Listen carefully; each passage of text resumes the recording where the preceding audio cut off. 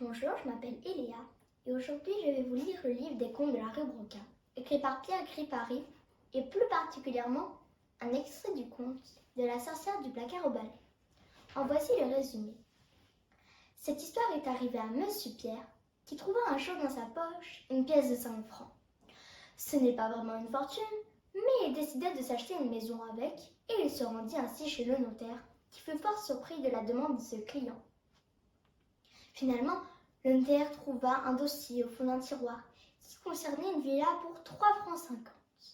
Tout heureux, Monsieur Pierre s'empressa de signer les papiers sans même avoir pris le temps de visiter la maison. Une fois celle-ci vendue, le notaire se mit étrangement à rire. Après l'avoir visité et rencontré ses nouveaux voisins, qui lui citaient bien du courage, Monsieur Pierre décida de retourner chez le notaire pour savoir ce qui se passait derrière tout ça. Tout en rigolant, le notaire lui apprit que celle-ci était hantée par la sorcière du placard au balai.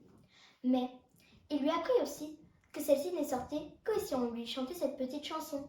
« Sorcière, sorcière, prends garde à ton derrière ».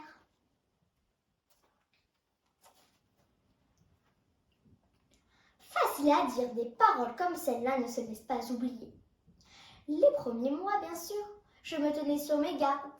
Et puis, au bout d'1 an et demi, la maison, je la connaissais. Je m'y étais habituée. Elle m'était familière. Alors, j'ai commencé à chanter la chanson pendant le jour, aux heures où la sorcière n'était pas là. Et puis dehors, où je ne risquais rien.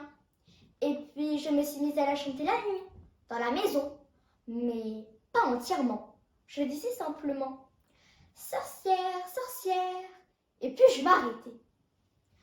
Il me semblait alors que la porte du placard au balai se mettait à frémir. Mais comme j'en restais là, la sorcière ne pouvait rien. Alors, voyant cela, je me suis mise à en dire chaque jour un peu plus. Prends garde, puis prends garde à, et puis prends garde à tout. Et enfin, prends garde à ton derrière.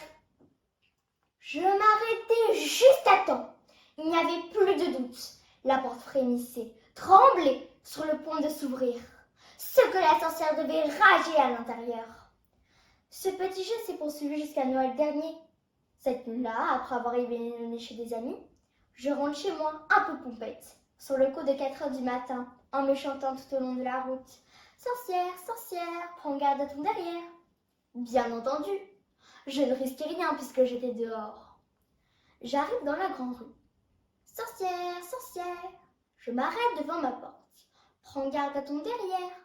Je sors la clé de ma poche. Sorcière, sorcière, je ne risquais toujours rien. Je glisse la clé dans la serrure. Prends garde à ton derrière. Je tourne, j'entre, je retire la clé, je referme la porte derrière moi. Je m'engage dans le couloir en direction de l'escalier. Sorcière, sorcière, prends garde à ton derrière. Zut, ça y était, cette fois je l'avais dit. Au même moment, j'entends tout près de moi une petite voix pointue, aigre, méchante. Ah, vraiment? Et pourquoi est-ce que je devrais prendre garde à mon derrière? C'était elle. La porte du placard était ouverte et elle était campée dans l'ouverture, le poing droit sur la hanche et un de mes balais dans la main gauche. Bien entendu, j'essaye de m'excuser. Oh, je vous demande pardon, madame. C'est un moment de distraction. J'avais oublié que, enfin, je veux dire, j'ai chanté ça sans y penser. Elle ricane doucement. Sans y penser, menteur. Depuis 2 ans, tu ne penses qu'à ça.